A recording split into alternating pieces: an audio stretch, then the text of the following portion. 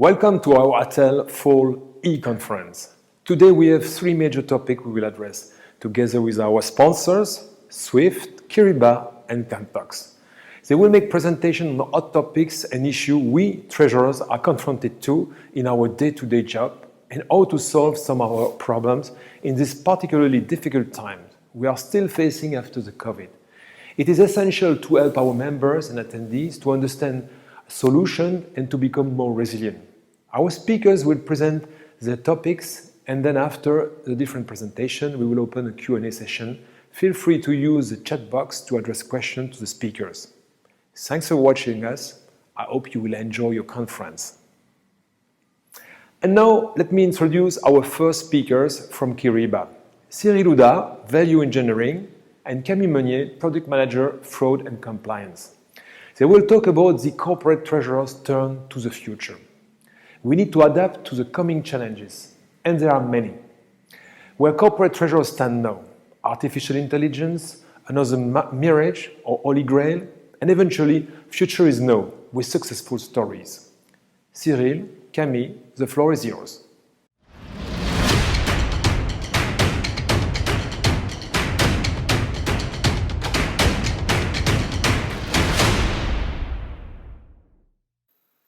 Dear ATEL members, my colleague and I are really pleased to be part of the ATEL Fall Conference today. And when we prepared our presentation, we didn't want to be redundant with what you've heard during the annual conference. So we really want to provide you with insights and pragmatic content about the future of liquidity management solution, so you will have takeaways to feed your own reflection on innovative topics and eventually make up your mind on what suits you best. First, please let me introduce myself, a very few words. I'm currently heading the value engineering activity for Southern Europe in Kiriba. The objective of a value engineering team are first, to propose in-depth analysis on your current situation, providing with full studies to help corporate treasurers and CFOs to build comprehensive business case related to the liquidity management transformation. It can be on qualitative and quantitative benefits you can expect from the digital transformation. This is much appreciated approach from our clients and prospective customers. It provides with a good starting point for the transformation decision and journey. Second objective is to give our customers the visibility we have as a software provider on technologies, best practices, and in particular on innovation benefits. This usually means not only adopting a new software or switching to a new technology, but it requires also changes in operational activities, organization, and last but not least, corporate culture. And of course, it should also include a new business vision aligned with a new IT vision. Today we will speak about artificial intelligence, AI, and I'm sorry if I will reuse some public information that Jan Dirk van Buscom from BNP Paribas already mentioned during his great presentation last month. We will focus on pragmatic usage that could be available in the coming month, if it is not already the case, for example with Kiriba. I will let my colleague Camille explain in details what we've achieved already. So let's start with some insights on where corporate treasurers stand currently as far as digital transformation and innovation are concerned. The question would be, as finance professionals, if you should make the big leap. When we look at your readiness regarding systems, nearly 1/3 of Treasury departments plan to upgrade or change their TMS, and more than that for ERP. It can be considered as high ratio because it is usually around 5 to 10% of intention to displace their current systems. It can also be the difference between the wish to change versus the act to change at the end of the day. We think at Kiriba that it is important to explain which benefits you can expect from such a transformation project and what are the benefits innovations can bring, illustrated by real figures. When we look at the appetite for new technologies, AI is a major game changer. Among the multiple usage of AI, two of them are of major importance. The first one is the help it can bring to the supply chain, and second is to improve the working capital requirement forecast. On the latter, we will be happy to share you today what kind of performance you can achieve thanks to artificial intelligence. According to the 2020 EACT survey, more than 55% of Treasury departments are focusing on cash flow, which is not surprising actually. And you can see that on the second position, you focus on review, replacement, or on your existing solution. We assume it is to meet the above requirement at least regarding the cash flow forecast, and also working capital management, which stands at rank number 3. If we look at the next priority, we can find again the well-known innovative topics. Honestly, we do not know exactly how AI will help at this stage. They are just buzzwords. So we can wonder if you are ready for the big leap, what could be the information or good news that will change your mind? To give you a brief overview of what kind of technology we will face within a short time, I have a good news and a bad news. The good news is that AI is the next one on the list. Indeed, data analytics is now a commodity with modern TMS. RPA is just like a band-aid on a wooden leg for Treasury teams, and API are just a mean to make real-time liquidity live. With AI, rules are changing. Until now, when you need to process tons of transactions and data, you had to make tremendous effort in order to cover maybe 80% of the amount, the impact, due maybe to 20% of causes. But now the rules are changing. AI will allow you to target higher objectives, such as 99%, with a minimum effort. Achieving this result will not be a question of money, but a question on how you will teach the computer to do the job for you. The bad news is that the computer will no longer answer yes or no, because you will have taught it that real world is not binary actually, and hopefully as a computer it will not be disappointed. But it might give you some unusual answers, such as maybe instead of true or false or 0 or 1. Therefore, you will provide more and more data to increase its knowledge with more and more algorithms to train decision making. So it will progressively provide new answers, maybe such as maybe no or maybe yes, or depending on another factor that could influence its answer. This can become scary, I agree, because it might answer, I don't know, and then we all might become as Dave. I'm sorry, Francois. I'm afraid I can't do that. Let's get back down to earth.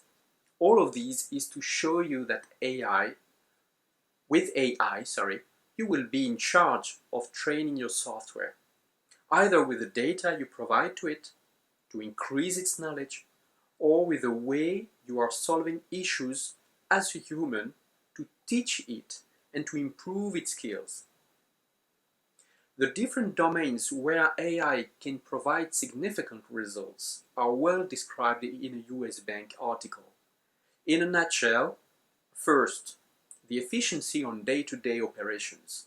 For instance, on cash reconciliation, that could be a pain for the teams in order to reconcile forecasts and actuals. When a human resolves the pending reconciliation, the AI engine will learn and will propose or decide by himself the next time it will face the same pending operations. In these situations, ratios can reach as high as 99% of matching transactions, reducing drastically the remaining effort for humans. Secondly, considering decisions based on data. We will give you a very insightful example that Keriba is working on from several months now. So I will let my colleague Camille focus on those examples.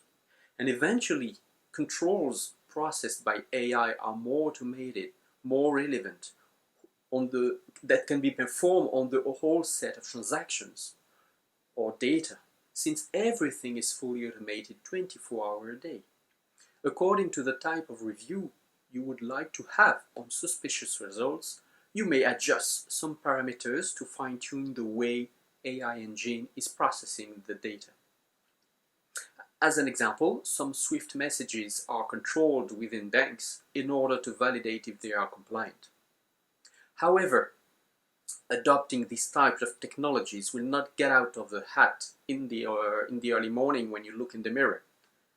I selected here two key elements that will be sources of inspiration to prepare your transformation journey. First is the field analysis from operational teams that will help to reveal pains regarding day-to-day activities. Second, we have the chance to be able to rely on new generations, X, M, or Z, that will pull forward this type of transformation of initiatives, not only to free up their time and play video games, but just because it is part of their DNA, to be surrounded by AI engines, Instagram, TikTok, Uber, Facebook, etc. So I will let now my colleague Camille that will walk through some real use cases already validated with our customers, and I will be pleased to come back for the Q&A sessions. Camille, the floor is yours. Thank you, Cyril. So indeed, artificial intelligence and machine learning are powerful technologies that really applies in Karuba's context. And today I would like to share with you two concrete examples where machine learning brought value to our customers. Before we start, I would like to take a few seconds just to come back on the definition of artificial intelligence and machine learning. So machine learning is a subpart of artificial intelligence. It's a set of algorithms where the algorithm learn from data and they are able to make prediction on new data based on what they have learned. So machine learning is a two-step process. The first step is the learning. So we have there is two components. First, the historical data on which we learn for, and second, the machine learning model. So the machine learning model is selected and tuned by a data scientist, and all the features that are accepted as in entry of the machine learning model are defined and tested with the data scientist. And what happens is that we take the historical data, create all the features needed by the machine learning model, train the machine learning model on all the historical data, and as a result, we have a machine learning model that has been trained, and in Cariba's context, it has been trained on the data of a single customer. The second step that occurs in real time is the prediction. So as soon as there is a new data, the new data is submitted to the trained machine learning model, and as a result, we have a prediction that is shared in Cariba's context to the end user through the application, and he can use this prediction to take action based on it. So now that I've taken a few seconds to the definition, let's deep dive into the two concrete use cases. The first use case is the forecasting of cash flow entry based on the past invoices. So after discussing with our customer, we realize that often they complain that they don't know when their customers are going to pay their invoices. So it's really difficult to manage account receivable and predict it. So we did this pilot project with two corporates to be able to better predict the cash entry based on their past invoices. So the first step was, as discussed, the selection and the tuning of the machine learning model, the building on all the features to define an invoice, and then we train the machine learning model on all the historical, all the past invoices. And on a daily life, then when there is a new invoice, the new invoice is submitted to the machine learning model, and a prediction is made on the forecasted collection date for this invoice, and this information is combined with the amount of the invoice, and as a result, we have a cash flow. And if we aggregate all those cash flows, we're able to have an accurate cash position for the next weeks and months for our customer. So as a result of this pilot project, we're able to drastically reduce the error between the forecasted payment date of the invoice and the actual payment date of this invoice. So before, our pilot customer were around 25 days of error, and now with this machine learning model, it's more around 5 days. So it's 80% improvement, which is really meaningful for them. So that's why we decided to move to the next step. And the current status for this project is right now it is in development to become a product that will soon be available to our customer base. For the second use case, we picked a use case to leverage our fraud detection product that is used today by our clients.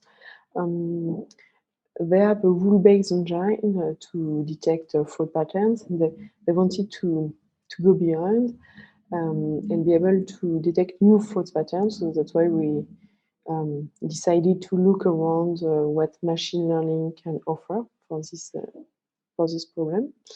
And we did a pilot project with 2 customers also, and the goal was to identify the least normal payments in their payment history, thanks to machine learning. So the first step, as before, as we mentioned it, is a selection of the machine learning model. Then we tune this model together with the customers and the data scientists, and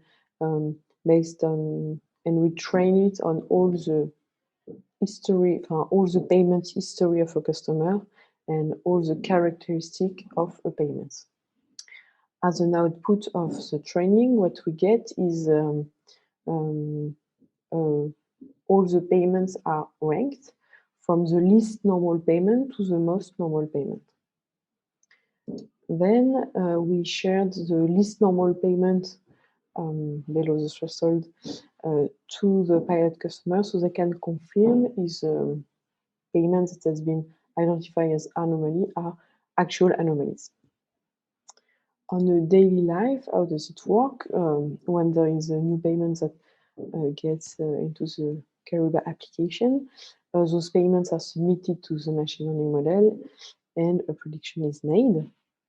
So let's say I have a first payment, it's an electricity bill that I pay every month for the building I'm renting. So in this case, it's regular, common payments. So the normality rank is very high, no alert for the payment one. And let's say I have a second payment made over the weekend by a user that does not usually do payments, manual payments, and it's to a country where the business is very limited, to a new vendor. So in this case, the combination of characteristics for this payment is very abnormal. So the normality rank is very low, below the threshold. And in this case, an alert is sent by mail in real time to the user, so you can connect to the application, analyze, and take action. So as a result for this pilot project, what we realized that all 70% of the alerts that we shared with the customer were relevant alerts, which is a really it's a key KPI for us because it's important that the user does not waste time by looking at alerts and only spend time when there is an actual risk of an anomaly. So a low false positive rate is very important. And based on this successful KPI, we decided to move to the next phase. We developed the product and now it is available for in production within our fraud detection product, and it's available for all our customer base. So I share with you these two use cases where machine learning can bring value. There are several examples across each of the four pillars of Kyriba. You can see we have several of them related to treasury management, which is our core business.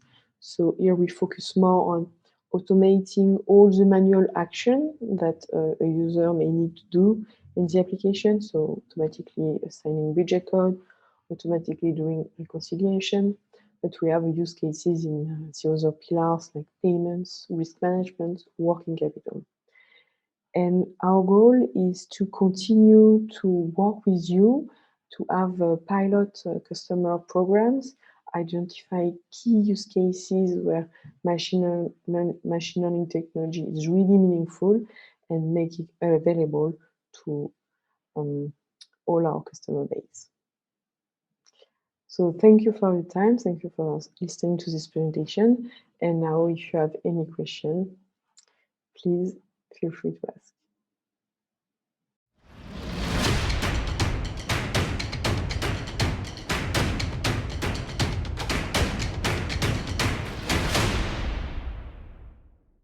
Thanks to Camille and Cyril for this interesting presentation. And now let's move to the second presentation by Swift. I would like to introduce Damien DeWitt, Corporate Relationship Manager, Benelux, and Jessica Estevez, Commercial Manager. Both will talk about several initiatives at Swift. Swift for Corporates, your single channel to the banking world. Swift GPI, transforming cross-border payment, enabling business to reduce payment in the investigation, to improve supplier relationship, to speed up invoice reconciliation and achieve greater capital efficiencies. Where do we stand? And then KYC Registry, a secure global platform that helps to standardize and streamline the data collection process by providing predefined data fields and document types. Very interesting topics. Damien, Jessica, the floor is yours.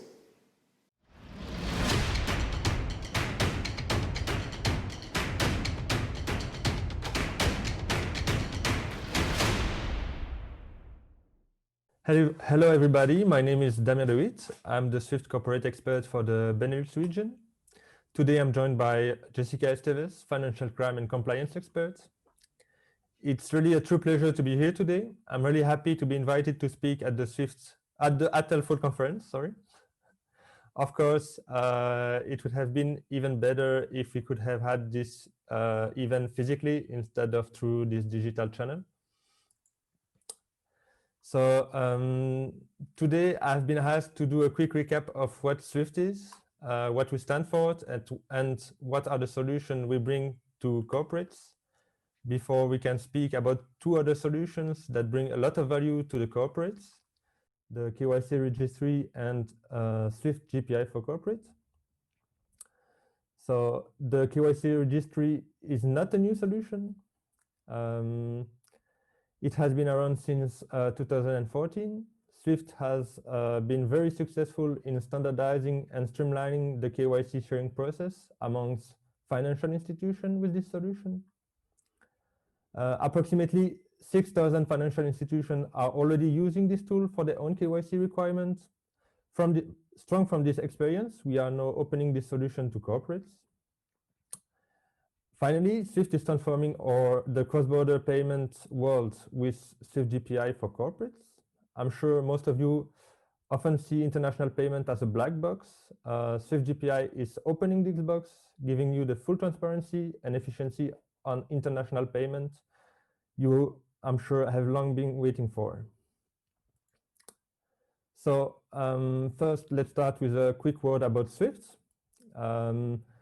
Swift is a cooperative created in 1973 by a small group of banks in order to solve a common industry issue, namely the bank-to-bank communication. So since then, Swift has greatly evolved. We now count more than 12,000 customers connected worldwide. Among those 12,000, approximately 2,000 are corporates. We are active in more than 200 countries. And since the creation, we have kept the same core values. We bring together the community to innovate and to bring solutions to common industry issues. So on top of the messaging and the connection to the Swift network, we have also created numerous shared service. So I'm sure you know the traditional value Swift brings to corporates is the connectivity to the Swift network. This means one single point of access toward all your banks all around the world, one single bank agnostic gateway, one infrastructure to maintain, only one security standard, and so on. Connecting to Swift creates an easy way to gain visibility and control over your cash position and to automate your payment and cash reconciliation process. Like we do for bank, we are also tackling some of the other common industry challenges for corporate. On top of the pure messaging and bank connectivity, we also offer multiple solutions to corporates. We have already started discussing about it, but we'll be discussing even more in a few minutes. Swift is opening the black box that is international payment with Swift GPI and Swift GPI for corporates. With those solutions, we aim to improve the transparency, the efficiency of slow international payments. As we are faced with an increase in financial crime and consequently an increase of compliance requirement, Swift is also providing some financial crime and compliance tools. We know another challenge corporates are faced with is that it can be challenging to maintain a clean database of payment reference, especially when you deal with a great number of correspondents. This is why we offer a reference payment database containing the latest update and information you need to create clean payments under the name of SwiftRef. On the other hand, My Standards is the place where banks publish their format requirement for domestic payments all around the world. So this caters for an easier bank onboarding process. Finally, I leave the floor to my colleague Jessica, who will speak about the KYC registry. This is the platform where corporates can standardize and streamline their data sharing process. Jessica, the floor is yours. Thank you, Damien. Hello, everyone. My name is Jessica Esteves. My email address is on the screen in case you need to reach out to me. And of course, if English is not your preferred language, and if you have questions after this presentation, feel free to contact me in French, German, Portuguese, Spanish, whatever works best for you. Today, I am giving you a brief overview of how and why the KYC registry will make your life easier. So if you are a part of the Treasury professionals who think that the KYC process is, the KYC process that banking partners put them through is extremely time-consuming and, I quote, painful, you are not alone. On top of that, 81% of treasurers tell us that they are concerned about data privacy when they share sensitive information with their counterparties. As requested by the industry, and more precisely the correspondent banking community, Swift has created in 2014 the KYC registry, which allowed banks to upload all their KYC documentation and information to one and the same platform globally, with standardized data for all. It made exchanging information between entities much easier, faster, and it decreased the burden of this process. In fact, it was so successful that the industry asked Swift to expand the scope of the platform to additional players. So from this year onwards, we have been onboarding corporates to the KYC registry as well for you to use. On the screen are some names of banks and corporates who have been working closely with Swift to make sure we design the corporate part appropriately to match your needs and to take into consideration the information and documentation that your banking counterparties will request from you. How will the KYC registry make your life easier? Well, just like we did for banking institutions, we are now rolling out this KYC process to all the corporates on the globe to make sure there is a standard in data exchange between corporates and the banks they work with, and at the same time to standardize the process worldwide to make it fast, efficient, and above all, cost efficient for all. We have one repository that, according to our clients, will allow you to cover 80% of the KYC requirements. It is very user-friendly and intuitive. You can program the system to send a notification email to the right person within your firm whenever there is a specific information request. You'll have quality data. Since our team helps you to upload all the information and documentation in the correct way. And after this, Swift also verifies everything before publishing it. One of the biggest advantages for the KYC registry is that you stay in full control of your data. Swift does not take ownership of your data, and your data is only shared with the institutions you give access to.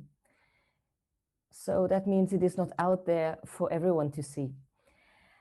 A lot of our clients also love the fact that they save a lot of time thanks to the KYC registry, as they only need to upload all the information onto the platform once, and then they only need to maintain the data up to date and give access to whoever they want to access it. So this is especially valuable for the ones of you who work with multiple banks, because you can give access to all of them in one click instead of having to send the same documentation to everyone separately over and over again. The tool also has an integrated messaging system. So imagine it is like having something like an email system within the solution in case you need to communicate with the right people at the counterparty. And of course, the platform complies with all data privacy and data protection regulations. And remember, this is a tool created in collaboration with industry, meaning created for you, by you.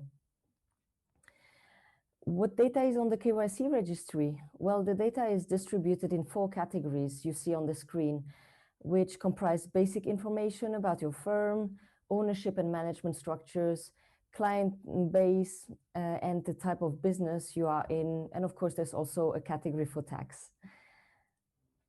So who can join? Well, we started onboarding the corporates that have a big code because they are already connected to Swift, and bit by bit, we will expand to the rest of the institutions, just like we did with financial institutions. For corporates, it is completely free of charge to add their data to the platform. We only charge the entities who ask to see other institutions' information, which in this case would be the banks. To join, you just need your Swift administrator to subscribe to the KYC registry on swift.com. It is done in a few minutes. Once you have subscribed, our teams will reach out to you and guide you through the process of uploading all the necessary information. So on this note, I leave you with this last slide and a quote from the Treasury Director of Spotify stating how the KYC registry helps them to reduce the KYC burden. And yes, it was a great pleasure to give you a summary of how the platform can help you. And please reach out if you have any further questions. I now leave the floor to Damien again, so he can tell you about our GPI initiative. Okay, thank you. Thanks a lot, Jessica. It's really inspiring. I would like to go further with this presentation with Swift GPI for corporate. So when we discuss about international payments with Group Treasurer, we often hear the same challenges and recurring pain points when it comes to international payments. I believe some of the statements you see here from big corporate treasurer must particularly resonate with you. As you can read, it's all about speed, transparency, tracking, as well as keeping remittance information intact. So completely aware of those challenges, a group of banks gathered together with SWIFT to achieve a new common vision, creating a better and faster cross-border payment world under the name GPI. Practically, by subscribing to GPI, banks agree to follow a stricter common set of rules for international payment. Those rules follow and allow for a faster payments execution with the obligation of same-day use of funds. Traceability is achieved by adding a unique tracking reference to each payment. This is the UETR you may have heard about. Finally, there is also the obligation to provide full transparency on fees and unaltered reconciliation information. So what it means for corporate and building on GPI initiatives, SWIFT is creating two main services available for corporates, pay and trace and inbound tracking. Pay and trace lets you see the information on the payments you have initiated. This is the most commonly spread use of GPI. But on the other hand, and when you think about it, if the initiator is capable of tracking the payment to the beneficiary should also be able to use the unique tracking reference to benefit from the opposite view and gain visibility on incoming payments. This is what happens with inbound tracking. This inbound tracking, of course, creates a new range of benefits in terms of short-range forecasting and real-time confirmation of credit. Lastly, SWIFT is also developing a new set of corporate-to-bank APIs. This channel will provide a non-demand status for your outgoing and incoming payments. Sorry. So, as of today, corporates are already benefiting from faster payments. In addition, many banks have also integrated GPI and are delivering its value to their corporate customers. What we see is that there are currently multiple levels of maturity coexisting in the way banks communicate the GPI tracking information to you. So first of all, the first level of maturity is when banks use GPI information to help their corporates investigate payments issued to the support centers. A second level of maturity is when banks expose the GPI information to their corporate customers via their own proprietary e-banking portals. Finally, the third level of maturity comes when banks directly share the tracking information with their customer through standard messaging. So this is the third level of maturity, and so this level of maturity is what we call SWIFT GPI for Corporate, or the acronym G4C. When providing this service, banks literally give their corporate customer the key to build their own GPI experience. Multi-bank corporates are then in charge of their own GPI flows, generate their own payment tracking reference, and can build reporting capabilities directly into their ERP systems or treasury management tools. So in order to create those reporting capabilities, SWIFT is partnering with some TMS. The capability of those cash management applications can start with the generation of a tracking reference. So this is the UETR. It can be very powerful in combination with a searching tool, by example. Some TMS have incorporated additional capabilities based on the tracking information provided by GPI and generate useful graphs and dashboards. And finally, some other TMS have gone even further and are now providing insight on payment performance and fees. They give you benchmarks on countries, currencies, and so on. So really building on intelligence. So practically speaking, when you subscribe to GPI for corporates, you benefit from a common experience amongst all your banking partners. This means that the information that is provided to you by banks is consistently the same, under the same format. And this standardization is guaranteed by the GPI rulebook. On this slide, you can find an example of the information that could be shared with you once you have subscribed to the service. The tracking status, payment inside, and information is communicated to you in a near real-time fashion. Those tracking details are provided to you in a standard, consistent way through FIN or ISO messaging. This is the famous MT199. So a quick recap for the GPI and what I hope you will have remembered from this presentation about GPI is that with Swift GPI for corporates, you can benefit from a common experience across all your banking partners, initiate, track, and gain insight on your GPI payments directly from your own treasury system, while benefiting from faster payments, in-altered remittance information for easier reconciliation. All of this in a bank-agnostic gateway. Thanks a lot for your time. I truly hope this presentation was very useful to you. Do not hesitate to contact me would you want to hear more about Swift or the solution we are bringing forward to the community. We'll speak again soon in the Q&A. In the meantime, thanks a lot for your attention.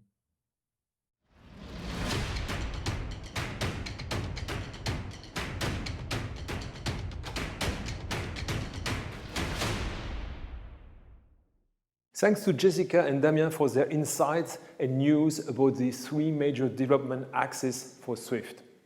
And now I would like to introduce our next and last speakers for today's conference. Tony Rami is co-founder and chief growth officer at Cantox. He will explain the issue around FX management. Since March, volatility has significantly increased on currencies. Some currencies have reached lowest level for decades. Even the reserve role of US dollar is challenged. FX management remains highly manual in terms of processes. COVID has pushed to more home working with risk of poor coordination between teammates. Time became an issue with current intraday volatility. By automating hedging processes, a company can generate added value for operation, make the company more competitive, bring more efficiency, and mitigate risks. We need to review our processes to adapt to a more dynamic FX management. A very interesting topic. Tony, the floor is yours.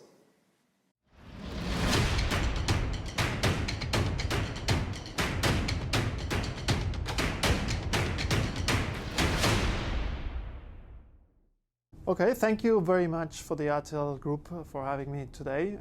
I've tried to come with a promising title. I've come to shake a little bit your minds. I hope that this session is going to be practical enough, that is, again, going to shake some consciences, but at the same also give some practical examples and well-defined areas of applicants of what I'm going to talk about. And as you can see, the title is Currency Management Automation, a Revolution in Treasury.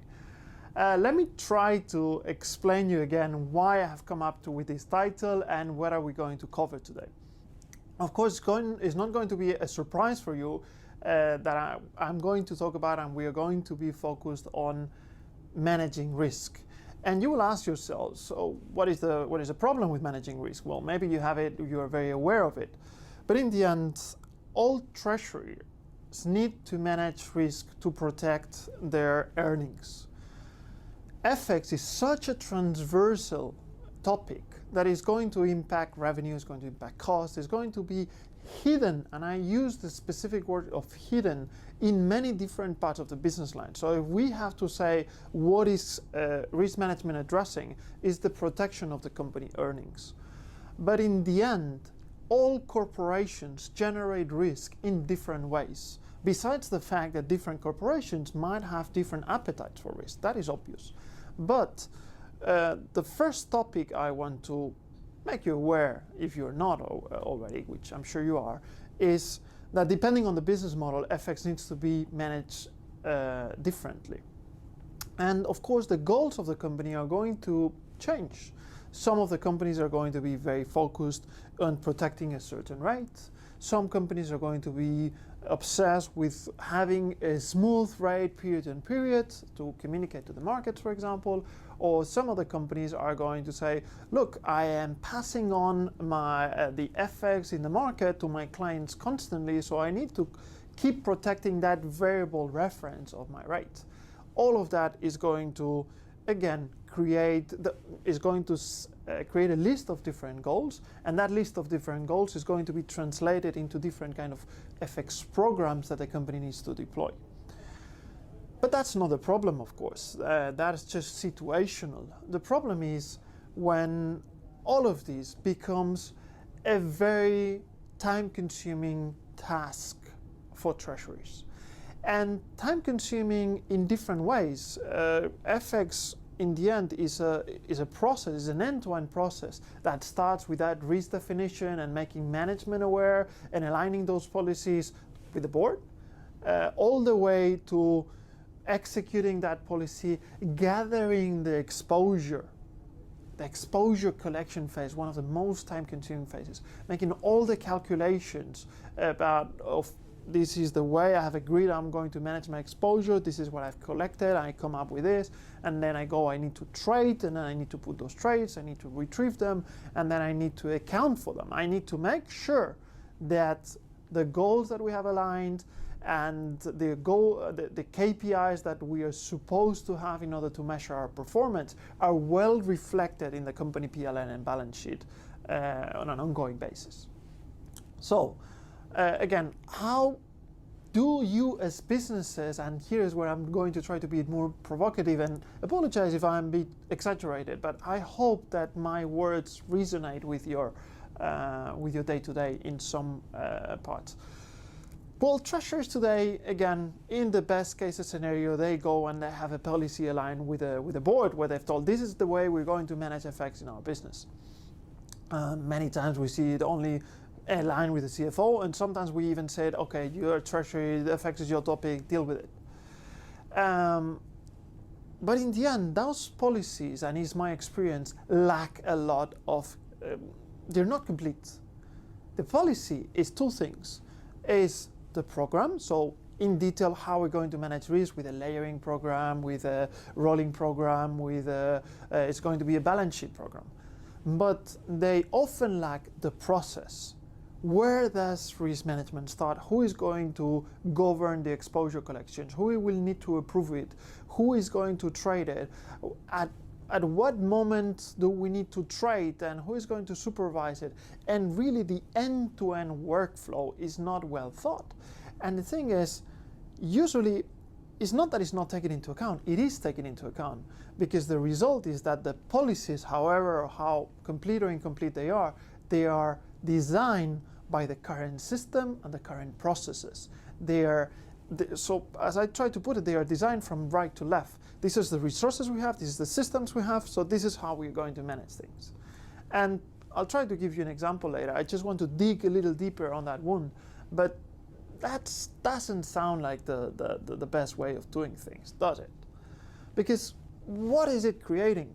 If we are defining processes this way, it's going to create, again, that manual workload we're talking about. If we say, oh, this guy only has access to this system and this is information we need to hedge, then this is going to collect it, and then once a month is going to send it to this other person who is going to make these calculations, who is going to send it to this other one, and we'll do the trading, and then, yes, maybe we automate the part of retrieving the deals and making some calculations. And then the hedge accounting, well, we'll have a fight with the auditor, or whatever it is.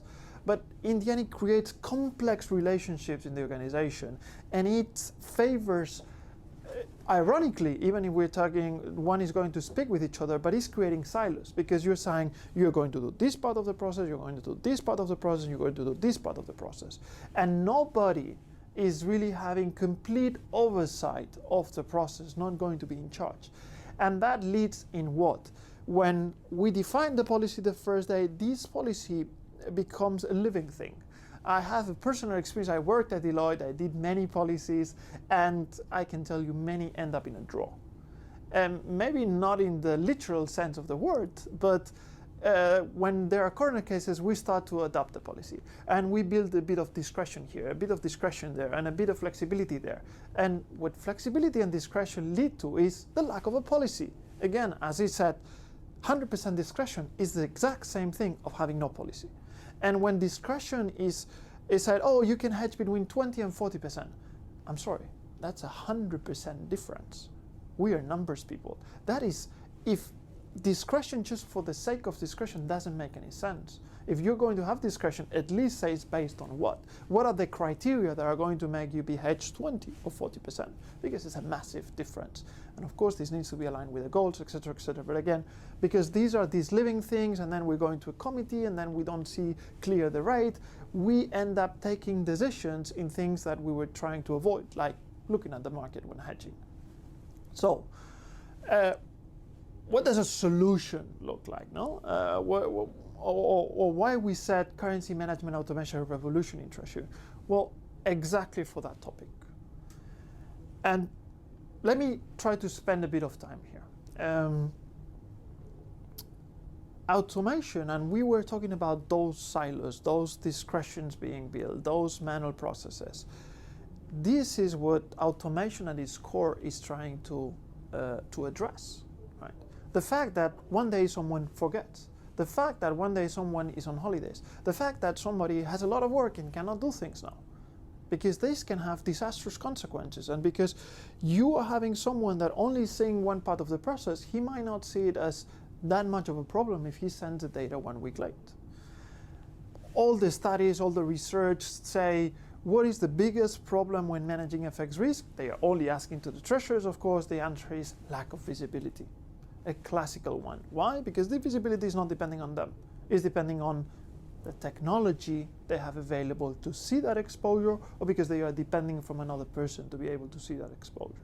So when we talk about automation, when we talk about technology, we see that treasurers are often the most under-budgeted to buy technology. The companies, of course, naturally invest a lot of technology in more what is seen as the more productive areas of the company, like the commercial team, for example, or the purchasing team, whatever. But treasurers are often left with gazillion of spreadsheets to manage stuff. Excel is not an investment in technology, I'm sorry. It's like saying that the pen and a paper is an investment in technology. It's not, it's the same thing. So, in the end, treasuries need to look at the whole end-to-end process. When designing an FX policy, of course they are responsible of presenting what should be the way for them to manage. But this connectivity of the silos needs to lead into a reduction of manual work, and especially complying with a policy that is well designed. Okay? So let's go into the detail. What does technology enable? Once again, we talked about companies that say, well, I need to defend, I want to hedge the cash flows of the year, and maybe I'm doing that once a year. Of course, that is where technology maybe it's less perceived, because I'm taking a hedge for the year and that's it. But I'm sure 99% of the treasury shares are not managing risk that way. You want to be monitoring, you have a forecast, and that forecast might be changing over the year, and you want to retain some greater flexibility because it's important not to be overhedged. So that's when complexity starts to build. If we go and talk about a rolling program, well, that is already creating a trade per currency pair every month, for example, if we define we are not a rolling policy once a month. If we want a layering, then even we have to take 12 trades for every currency pair once a month if it's one. And if we're going to a firm commitment micro hedging or balance sheet program, well, maybe I'm saying I'm going to hedge my balance sheet once a month, but I need to be retrieving thousands of exposure items every month. The solution is, once again, we need to think about the business. How is the business generating risk? And if the business is generating risk, I don't know, pick the industry you like, but oh, we are generating risk based on the sales contracts our teams are doing, we're having thousands of sales contracts, then it means that the ideal policy probably is to understand that exposure in real time as the contract is built, as the contract is signed, sorry. And automating the process of retrieving that information is what this company needs. And if we're only looking at, oh, the treasury does not see the contract until it becomes a balance sheet item, then that's way too late. And once again, retrieving the forecast. I have 100 subsidiaries around the world. Facilitate the tasks to the treasury and retrieve those forecasts in an automatic manner, or tell the business units, if they are responsible, to submit it automatically and to build an automatic process for submitting that. Do not make it via email with a spreadsheet and so on and so forth. And then when these treasurers say, well, our main goal is to smoothen the rate, and that leads you to a layering program, for example, then it is about saying, well, if we know the rules, if we know the hedge ratios per period, if we know what is going to create a trigger, it's not so difficult to automate it, honestly. You don't need somebody making the same calculation on an Excel file on a monthly basis. You can just have a technology where you can have the repository with access, with supervising rights, saying, this needs to be our hedging ratios per period. And then you tell me, well, but the discretion is useful for us. Well, build the discretion. There is technology that can tell you, look, I want to be 20% hedged when I am 6 months away, if the rate has not moved beyond 5% from these levels, or from the current level. But if from 1 month to another there's a sudden change, I actually want to increase my visibility on my cash flows, and I want to automatically drive my hedge ratio up. That is deciding with a cold head. That is what technology can bring. Because if you need to do an urgency meeting of FX because the market has moved, you will be late. And it's much clearer for everybody, even from a log trade, from an audit perspective, if you say, look, we meet once a month to update those rules that are governed automatically. Let me go to the example of a balance sheet program. Why the hell do we do balance sheet programs once a month if the balance sheet items are created every day? It just doesn't make sense. We can be a lot more data-driven if we have software that retrieves automatically these balance sheets, and we can set up rules that will help you manage that automatic exposure created from the balance sheet that is in your ERP. You already have technology that is identifying this. Why not leveraging? And that's exactly what we try to do. But again, at the beginning of the presentation, I said I'm going to come up with, I wanted to shake your minds, and I hope some of the stuff that I said resonated with you, and maybe you said you identify yourself perfectly, or you said, oh, that part I could do better, or I could have a better documented policy, or I could go with a workflow, or yes, automation could help me in this part of my current process.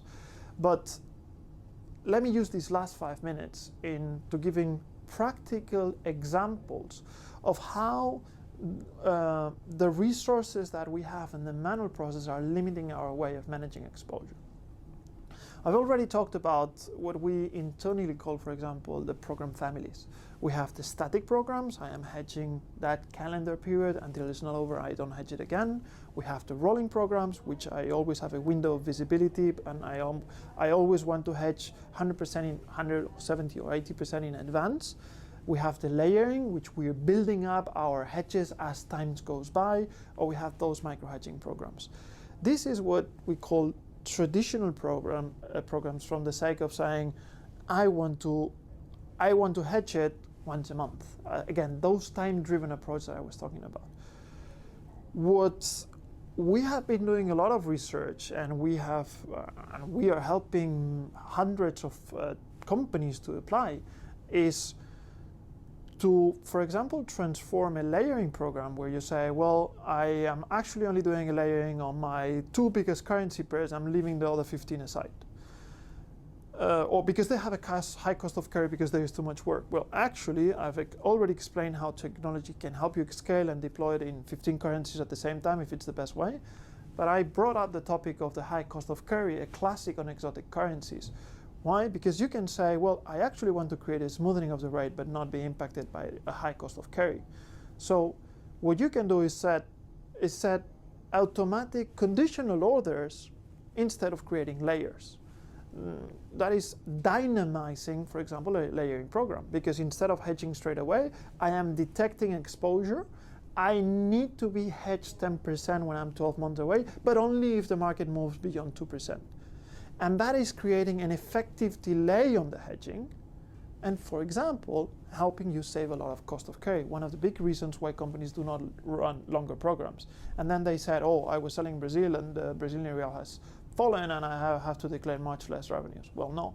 I understand you don't want to hedge a lot of Brazilian real a lot in advance because you had a high cost of carry, but at least control intervals that are strategic. We have some other companies that again tell us, look, I cannot pass on the impact of the FX beyond this point. Until this point, I'm fine not to be hedged at all, or I just want to be hedging firm commitments because my forecast is unstable. So what you are able to do is combine the programs we're talking about. So you can combine, say, a static program. Look, this is my cash flows for the next year. I only want to hedge them if the rate reaches those points, and you can break it into different levels, but actually be hedging your firm commitments as time goes by. So that is combining those strategic levels with firm commitments. The moment a firm commitment comes, you reduce what would be hedged based on the forecast. Again, or combine a classical one, for example, which is combining, again, a layering or a rolling program with a balance sheet program. I'm hedging 70% of my forecast, but then I want to layer on top my balance sheet items. Another classical one. And I see companies, for example, running separated programs, which in the end, what they end up doing is saying, well, I'm creating a hedge, now I need to unwind it, now I need to take the balance sheet. All of these are examples of things that are very complex to be run manually, especially if you have several currency pairs and many transactions, and where technology can provide a massive impact. In the end, and just one final thought, treasuries do not or should not manage FX from a treasury standpoint, from a market perspective, from a data-driven.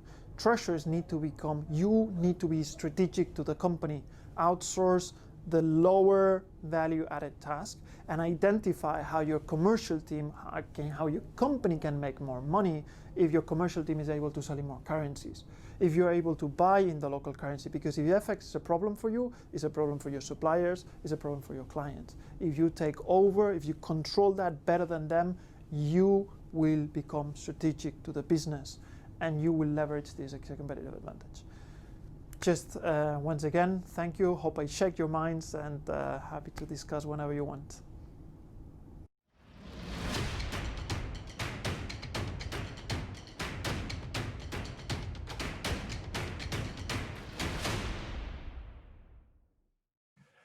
Thanks a lot for this presentation. Thanks to Kiriba, Cyril, and Camille. Thanks to Swift with Jessica and Damien, and Cantox with Tony. So let's now move to the Q&A session. And maybe a first remark, it's not really a question, but I saw some comment on the chat box where some people were asking for more information, especially on the KYCR. I will make sure that you will receive some information and make sure that all the service provider will give you all the required information about the solution or product presented tonight. So thanks a lot. Maybe let's start with the first question, and I propose to address the question to Kiriba, Cyril or Camille, up to you. IT technologies and TMSs and payment solution provider can help facing the new challenges we are all facing. Do you agree? And do you agree that automation and centralization are two means to become more resilient and more efficient, and especially in the current circumstances? Yeah, we agree that TMS and payment solution can help you to grow and be more efficient. So especially, if we look at more efficient, it can help you to streamline your processes, to have a process, the same process across all your subsidiaries, and thanks to that, you can reduce your cost, like internal cost, by automating some tasks that are maybe currently done manually by some employees, so they can focus on other tasks that bring more value to your company. and also reduce external costs. If we look at TMS and payments, by reducing the cost with your banks, for instance. And once you have centralized all your financial data on one place, you can leverage the power of machine learning, and which is an efficient, machine learning is very efficient with a large amount of data. So once centralization is done, you can really benefit from this technology. And more for the resilient side, with automation, as you automate, you do not rely anymore on one employee doing doing some manual task with no backup. Now the process are streamlined, and because also because all financial data are available in one place, you can apply centralized controls and centralize best practice and monitor them, and and for instance be more resilient to fraud or to and more resilient to fraud. So for all these aspects, we can say that automation and centralization are really powerful means to become more resilient and efficient. Okay, so thank you for this answer, Camille. So maybe next question for Jessica or Damien, Swift. So about KYCR, the KYC registry, it seems to be a fantastic improvement for the KYC management, and we all know that it's really painful and very, let's say, admin burden.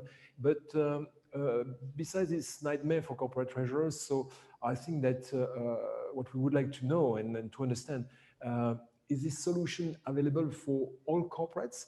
I understood that you mentioned that it will be available to all multinational companies. What do you mean by multinational companies? Do you need to be a SWIFT user having a BIC to be unable or allowed to use the KYC register? Yes, I'll take this one. So look, SWIFT launched the KYC registry in 2014, and it was catering for financial institutions, during which we started with the ones connected to SWIFT, and then we expanded. Early this year, we opened this up to corporates, and we will be following the same structure. First, it will be accessible to those corporates that have a SWIFT BIC and are connected to SWIFT, and then we will expand it to others. At the moment, for corporate to access the KYC registry, they need to either have a BIC, or if anyone within their group structure or within their group of corporates has a BIC code, that entity can subscribe to the KYC registry and then add other entities, whether those other entities have a BIC code or not. So this is completely possible. The main purpose here is to help solve the complexities of managing the KYC process, of course, and the need to reduce double work and also to streamline the whole process. So our goal here is to add value, and of course we are targeting the corporates who work with, well, all corporates, the ones who are multinational and also the ones who aren't. But it will be highly beneficial, of course, for corporates who, let's say, have multiple banks that they work with. And even though we are still in an adoption phase in terms of corporate participation on the platform, we are already seeing banks who are instructing their corporates to use the KYC platform so the banks can consume their data in a more efficient way. So we see a push there as well. We have been running a number of initiatives to create awareness on the topic and to drive adoption. Some of those initiatives were in participation or cooperation with the banks. And of course, SWIFT's ambition here is to expand further, including as well non-connected corporates. So we're already exploring the expansion even to other segments, to non-banking financial institutions. But yes, to move ahead, we need to create enough adoption in the connected corporate segments to get the right traction, to do, well, to take it step by step. So as you know, SWIFT is a cooperative, and the KYC registry is a whole community initiative, and it's not a commercial venture. So as such, joining the KYC registry, contributing data and sharing the data is completely free of charge for corporates, and the fees are purely linked to the aspect of consumption. I think I have answered your question. You answered the question. So the good news, KYC register is now available for corporates. So it works apparently quite well for the banks. So good news. And we know that there are also so many other initiatives around KYC to provide solutions for all corporates, but not only for corporates, as you mentioned, institution, financial institution, but also insurance company, funds. And here in Luxembourg, we know that the fund industry is quite important. So there are many, many users. And the second good news, you say that it will be free. So, and count on us as corporates to make sure that we try also to push people to use the KYCR. Maybe the next question for Tony from Cantox. Tony, some treasurers seems to be still considering that because they have a TMS and it covers the FX management, they don't understand why Cantox could be a plus for them. They don't understand maybe why Cantox could be something that on top of the TMS rather than something to replace the TMS. And it's because the TMS is sometimes are not able to deliver the FX management or on a more dynamic side that you need such a solution. So I see Cantox as a sort of complement to a TMS rather than a solution to replace the TMS. So could you explain and why automation is so important? Because a lot of processes, as you rightly mentioned, remain quite manual around the FX management. Thank you, Francois. Absolutely, very, very relevant question, and thank you for asking it because it's necessary to clarify. We don't aim to be a TMS. That is super clear, and having a TMS is a core aspect and very different to currency management. Of course, many TMSs provide and come with a module of risk management. Our point is that this is a tool. I mean, this is a task that is so key that is not enough with just having a tool that helps you analyze, that substitute the Excel file that today you have on the site. This is about understanding the full end-to-end process and automating that end-to-end process, being able to put the rules to monitor the market and to automate execution. Because in the end, as a big corporate, I mean, you can easily have hundreds of currency pairs to manage. And being able to deploy those programs on all these pairs is not enough with having, with having a powerful Excel file on the side. I insist on this concept. But the aim and everything that I am referring to goes with being able to define policies that are set to the business dynamics. That is not set because, big treasuries handle it this way. No, big treasuries handle it in different ways depending on their business and actually on their business lines. Sometimes big corporates need to manage the same currency pair in different ways because they have different business lines. And this is what automation is all about. And this is what I'm trying to refer. And it is our aim, and it is what we do in all the companies where we're working. We connect to the TMSs. TMS is an essential piece on the treasury, and the TMS needs to receive and be the hub of all the FX deals that are signed. That is just an example. We are in partnership with, for example, Berlin TM5, where there's this out of the box. But in any corporate that we come, we look at where the TMS is being used, and we make sure that all the FX information, all the hedges with whom it's been executed, that is being pushed forward. But what I was referring in the workshop is this concept of the currency management automation software that is able to, suck and extract the exposure from the relevant sources, be able to be the dashboard where treasury are able to implement those policies, monitor those policies, update those policies, provide all the log trail of the changes of the policy, and automate the execution with your multi-dealer platforms. And then push back all those results into the TMS without the need of a single click. No, I do agree, and especially these days with home working, is a risk. It's an absence of perfect coordination to have some delay in hedging your exposures. and potentially to lose money, because we know that the volatility you mentioned is quite important, but the intraday volatility is also quite high. So by automating, I guess that you can hedge at the moment the exposure is identified, rather than to have maybe a day or part of the day, a weekend, and missing some opportunities. So thanks a lot. Coming back to Kiriba, Cyril, I don't know if you can explain that, but I have the impression that actually it's difficult to measure the level of digitization of corporate treasury in general.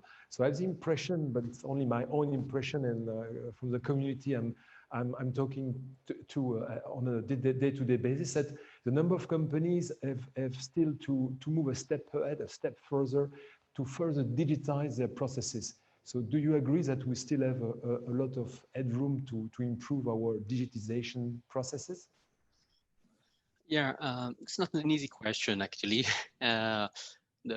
When we do our analysis on corporates, and as far since 2 years now, we made around 200 analyses.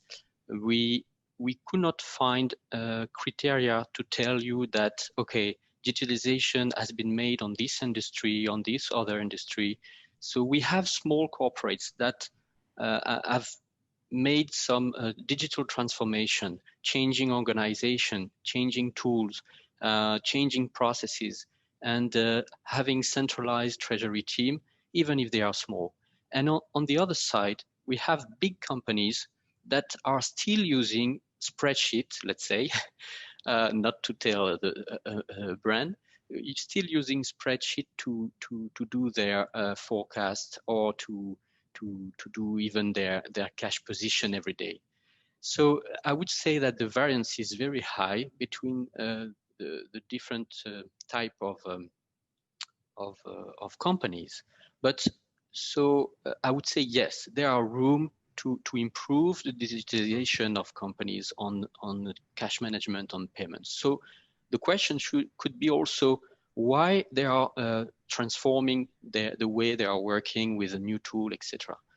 I would say that unfortunately the problem is that usually this is because there were a special event, a fraud, because there were a very costly upgrade that is planned for on-premise solutions, and they have to they have a liquidity shortage, so they need to have the visibility on all the subsidiaries around the world.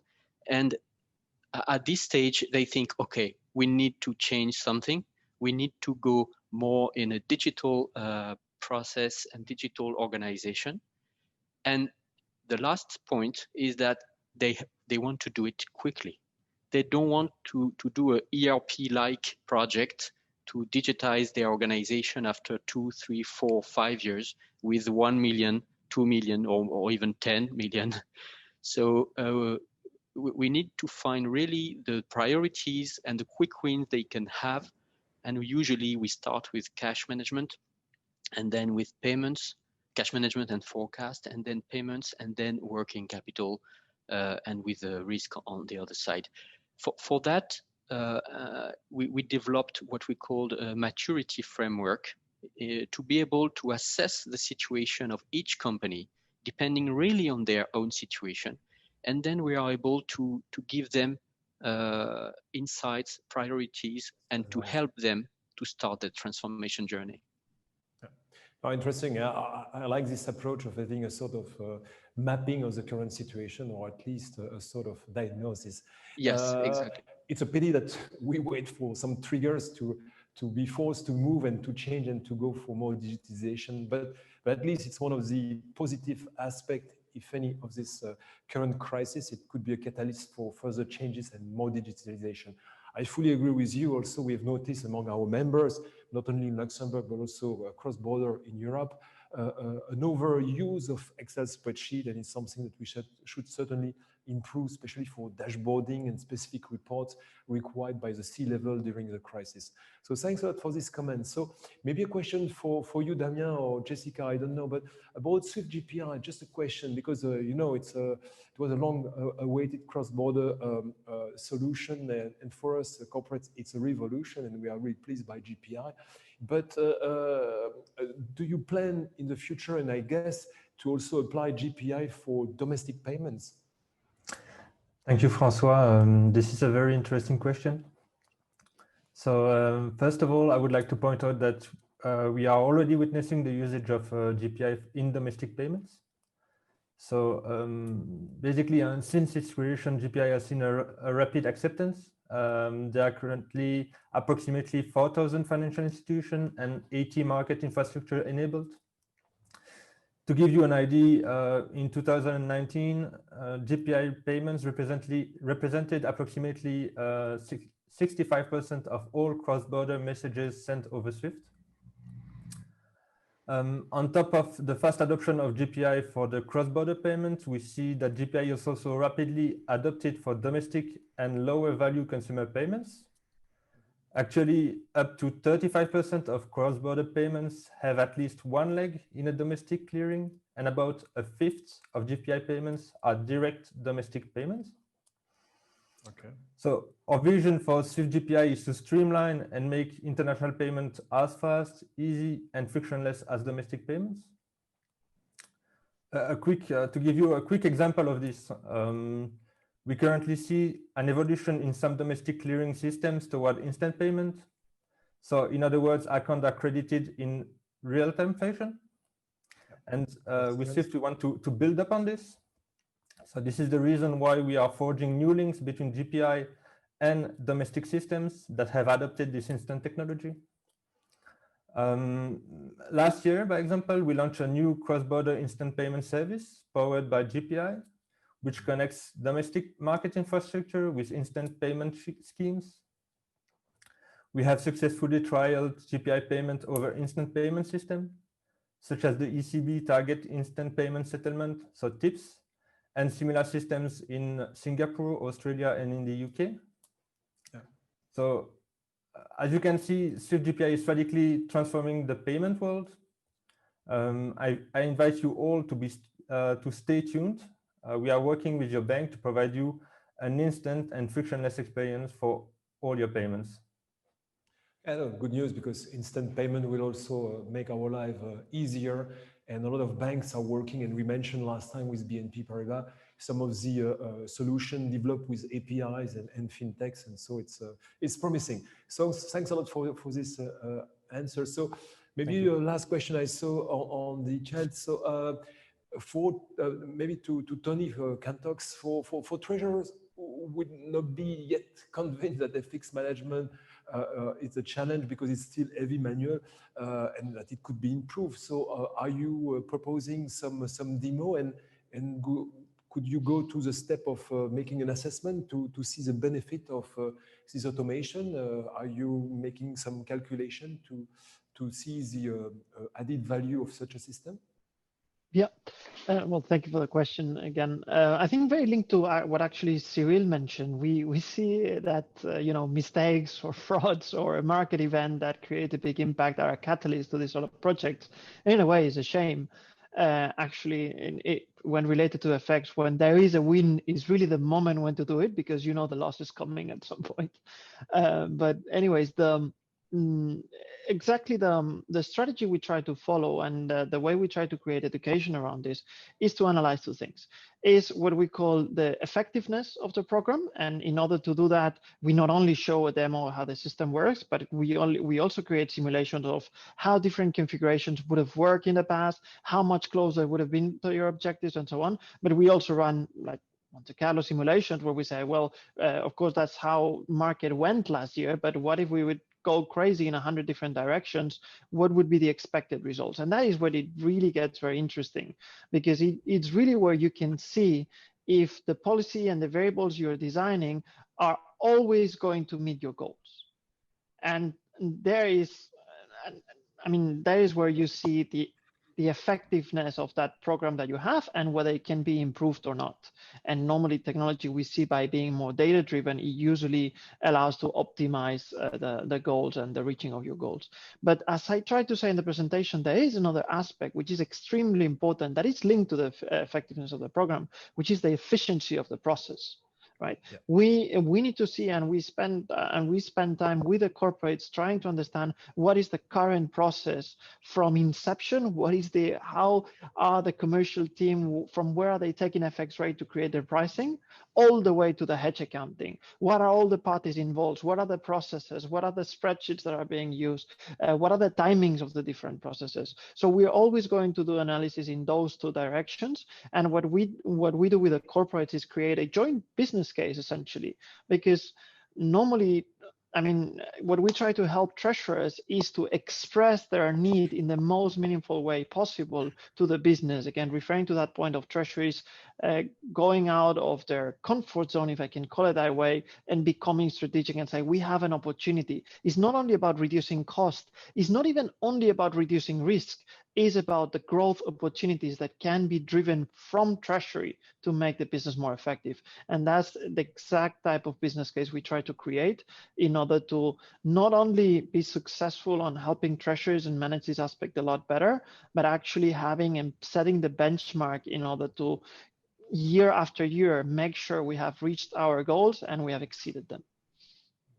What is interesting in what you say, that maybe by centralizing further your FX management, by automating the processes, you can also tap and let's say hedge and enter in market with currencies you were not using in the past. So it could be also, it could give you a competitive advantage on your peers by handling currencies maybe you were not, let's say, equipped to manage and to handle in the past. So, and I like also your last point, and it comes back to the comment from Cyril. I like the idea of having a sort of overview or review or revamping on new processes. It's an opportunity to reconsider the processes and say, okay, after the crisis, we have a fantastic opportunity to revamp our processes, policies, manual and automated processes, and potentially to add a layer of, let's say, system, artificial intelligence as presented, some additional modules or solution to make sure that our processes are more efficient, as you rightly mentioned. So thanks a lot. I think it's time to close this Q&A session. If you have any additional question, do not hesitate. Send us the question and we will make sure that our 5 speakers will answer directly by email to your question. You can get access to their slide if you want, and we will make sure that those who require some additional information will receive these pieces of information. Thanks a lot for your attention. Thanks for attending our e-conference. I hope I will see you for our next Christmas conference in December. You will be informed on time. Thanks a lot also to our 3 sponsors, Kiriba, Swift, Cantox, and thanks a lot to our 5 speakers of the day. Have a nice evening and talk to you very soon. Bye now.